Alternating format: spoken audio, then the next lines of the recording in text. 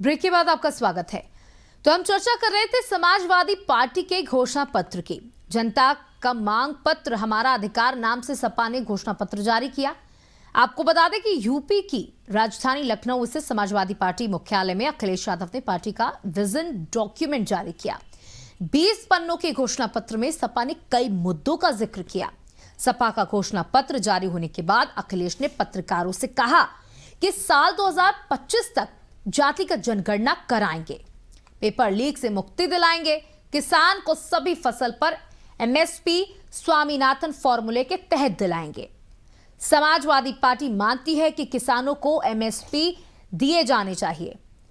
उन्होंने कहा कि देश में बड़े पैमाने पर बेरोजगारी है, जानबूझकर पेपर लीक हो रहे हैं। पेपर लीक कराने वाले बीजेपी के लोग हैं। सपा ने अपने घोषणा पत्र में कहा कि 2025 तक जाति आधारित जनगणना कराएंगे।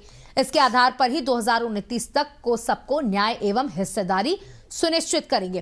तो देखिए, कुल मिलाकर के जो सपा का घोषणा पत्र है वो बीजेपी की जो नाकामियां सपा गिनाती रहती है, विपक्ष गिनाता रहता है, उसी पर आधारित है। उन्होंने कहा कि हम किसानों के हित की बात करेंगे, एमएसपी, क्योंकि किसान एमएसपी का मुद्दा उठाते हैं।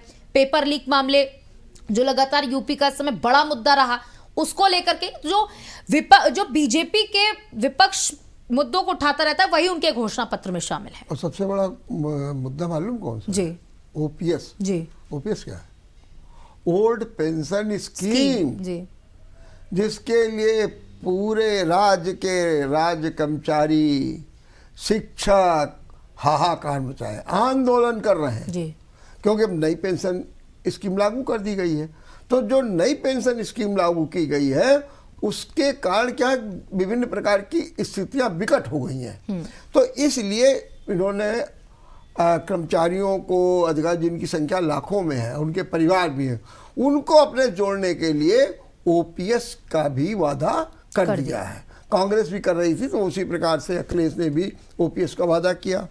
जातिगत जनगणना मुक्ति, लेकिन उसमें उन्होंने बता दिया टाइम 25 लागू करेंगे और 29 तक सबको हिस्सा भी बांट मिल जाएगा। ये भी कहा। पेपर लीक युवाओं से जुड़ा हुआ मामला।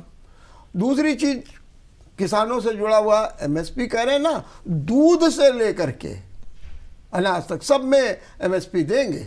ऐसा नहीं है कि आप कुछ में दे दे कुछ न दे। दूसरी चीज जो सबसे बड़ी बात उन्होंने ये भी कहा है कि मनरेगा में जो है वो मजदूरी भी हम बढ़ा देंगे 450 रुपये, और उनका काम का दायरा भी बढ़ा देंगे, ताकि जैसे अभी ये कि 165 दिन आपको करना पड़ेगा, तो उन्होंने कहा होगा कि इसकी संख्या आप 200 भी कर सकते हैं। दूसरी चीज़ सबसे बड़ी इन्होंने कहा है कि बेटियों को यूजी से लेकर के पीजी तक जी, जो कक्षा 1 से पहले, वहाँ पर फ्री एजुकेशन दी जाएगी। एक ये भी इन्होंने बड़ा वादा किया। तो इस तरीके से जनमानस को, हर वर्ग को जोड़ने की कोशिश लुभाने का, जोड़ने का आज जो है अखिलेश यादव ने अपने विजन डॉक्यूमेंट्री से किया है। अब कहने को तो सब कुछ कहा जा सकता है, लेकिन भैया ये सब कुछ अभी होगा जब उनको सत्ता मिल पाएगी। बिल्कुल। तो ये घोषणा पत्र जो है वो हर वर्ग को साधने जैसा है, जहां एक तरफ उन्होंने महिलाओं की बात करी, बच्चियों की बात करी, दूसरी तरफ किसानों को भी साधा, और सबसे बड़ी बात जो ओपीएस की इन्होंने कही है उससे एक बड़े वर्ग को साधा है। क्योंकि इस समय अगर बात की जाए तो लोगों के बीच में इस चीज को लेकर बड़ी नाराजगी है। शिक्षकों की बात इन्होंने कही है, बेरोजगारी की बात कही है कि हम सबको नौकरियां देंगे, और जिन मुद्दों को लेकर के ये बीजेपी को घेरते रहते हैं वो सारे मुद्दे सपा के इस घोषणा पत्र में शामिल हैं।